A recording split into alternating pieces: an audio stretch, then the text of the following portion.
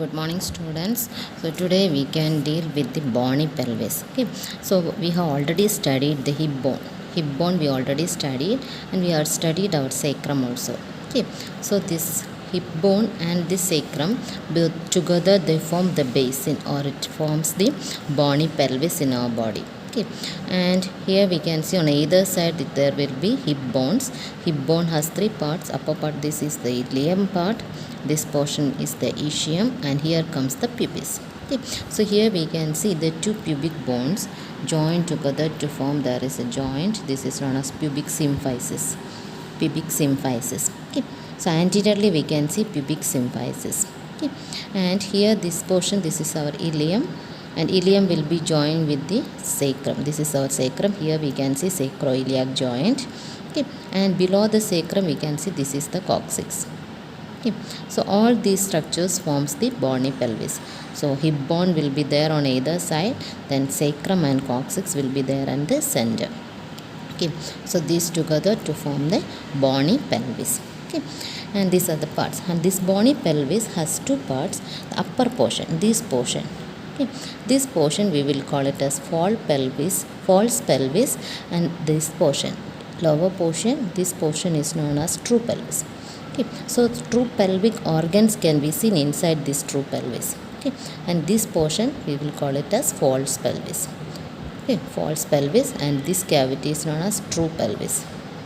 Okay, and so these are the parts of the pelvis. Okay, and we have to see the sex difference between the male and female pelvis. Okay, male and female pelvis. So here in this diagram, this is the female pelvis, and this is our male pelvis. Okay, so we can make out the differences.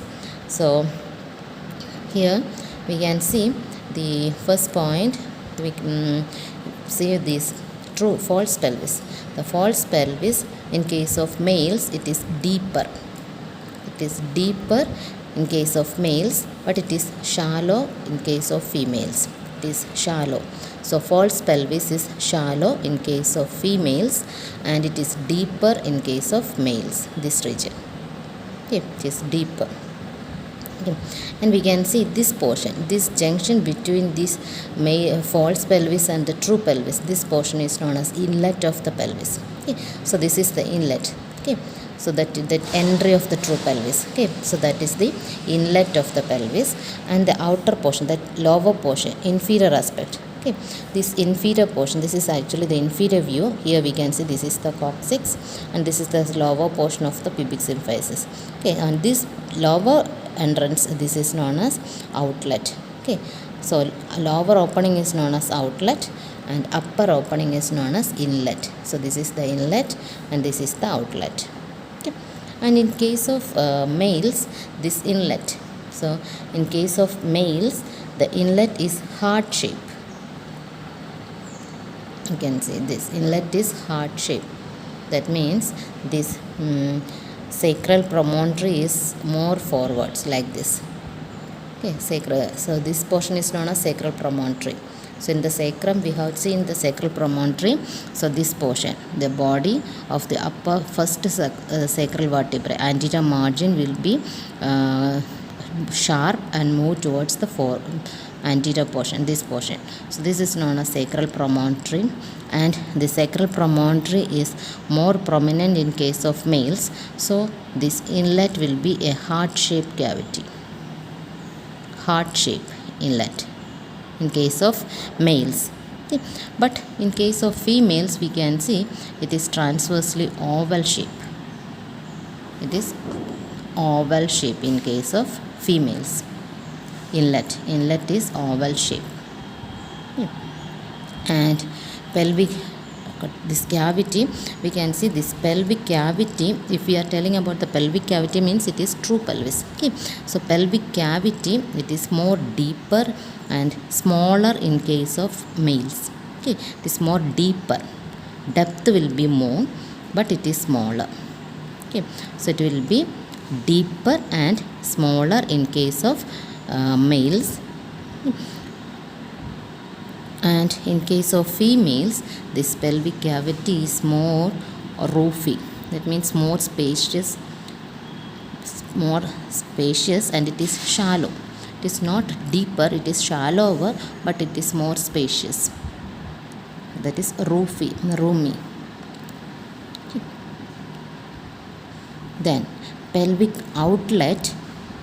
This is the outlet, that is lowermost portion. This pelvic outlet, in case of males, it is smaller. Outlet is smaller in case of males because of the ischial tuberosity. You can see the ischial tuberosities. So ischial tuberosities are coming closer in case of males. Okay, so this outlet will be smaller in case of males, and in case of females the outlet will be larger. Outlet will be larger in case of females. And in case of sacrum, you can see the sacrum will be longer and narrower in case of males. It will be longer. Length of the sacrum will be more, and width will be less. So it will be narrower and longer. The sacrum will be longer and narrower in case of males. Okay. But in case of females, we can see the sacrum will be shorter and wider. Width will be more. Okay. So in case of females, the sacrum will be shorter and wider. Okay. Shorter and wider in case of females. Okay. Females. And this subpubic angle. Subpubic angle means here we can see this is our pubic symphysis. So here we can see this portion. This is the subpubic angle. This angle. Okay. So this subpubic angle will be narrower in case of females. Here we can see this one. This angle. Subpubic angle will be narrower in case of males. It will be about 50 to 60 degree. This angle. So this angle will be 50 to 60 degree in case of males, but in case of females, here we can see this angle will be wider and it will be about 80 degree to 85 degree. 80 to 85 degree subpubic angle. Subpubic angle will be wider in case of females. This angle. So this will be 80 to 85 degree, and in case of males it will be 50 to 60 degree subpubic angle. And the greater sciatic notch is wider in case of females. And greater sciatic notch, we have already seen the greater sciatic notch while studying the hip bone. So in this diagram we can't make out the greater sciatic notch actually. This one here. Okay, so this greater sciatic notch will be wider. Notch is wider in case of females, but in case of males it will be narrower. Here we can see this narrow. So greater sciatic notch is narrow in case of males, and in females it is wider. Here, this portion, this notch, greater sciatic notch. And the acetabulum, this is the acetabulum. Here we can see this portion. So acetabulum will be larger in case of males. Here, this is the acetabulum. So we already seen while studying hip bone, acetabulum articulates with the head of the femur. Okay. So this acetabulum is larger in case of males, and smaller in case of females. Okay. So acetabulum is large in males and smaller in the females.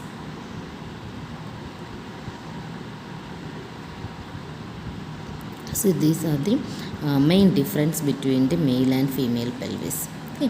So male and female pelvis. So then while studying the pelvimetry is studying the pelvics. Okay, so for the pelvimetry, we have to study different diameters for measuring, for the measurement of the pelvis. Okay, for knowing the measurement or diameter of the pelvis, we have to study different lines or pelvimetry. So for the pelvimetry, that is for taking the measurement of the pelvis, we used to take so many diameters. So among them, the most commonly used is the conjugate diameter. Conjugate means there will be internal and external conjugate, and the internal conjugate is the true conjugate, that is distance between the midpoint of the sacral promontory. This is sacral promontory. So from the midpoint of the sacral promontory to the upper border of the pubic symphysis, this one. So this diameter, this is the internal conjugate diameter or true conjugate diameter. So this is one measurement, and we also take the transverse diameter. Transverse diameters also taken, and also this one, this is the oblique diameter, which starts from the one part of sacroiliac joint to the ischial spine of the ischium. Okay, so this is oblique diameter, and if you are taking from this side to the opposite ischial spine, so that is oblique diameter. So for studying the measure, for taking the measurement of the pelvis, okay, so many diameters we are using. Okay. And next is the type of pelvis. Okay. So type of pelvis, so according to the anatomical structure, we are classified the pelvis into 4 type. Okay. Commonly 4 type of pelvis can be seen in the females. Okay, female's pelvis, not a male, female pelvis. So female pelvis are classified according to the shape and anatomy. We are classified into 4 types. Okay, and first type, that is most common type, is the gynecoid type. Gynecoid. Okay, so gynecoid type means this is the normal female pelvis. Okay, so what we are seeing, this is actually the normal female pelvis. Okay, so this type of gynecoid pelvis is seen in 41.4 type of females with the wide features, that is wide pelvis. Okay, gynecoid type or wide pelvis. Okay. And so this possesses all the features what we are told. The inlet is oval shape inlet, and this transverse diameter, everything is same like our what we are telling, that is normal female pelvis, that is the gynecoid pelvis, and that is mostly seen pelvis. Okay, in 41% of females we can see this type of pelvis. Okay. And the second type is android type of pelvis. So from the name itself we can tell android type means it is resembles the male pelvis.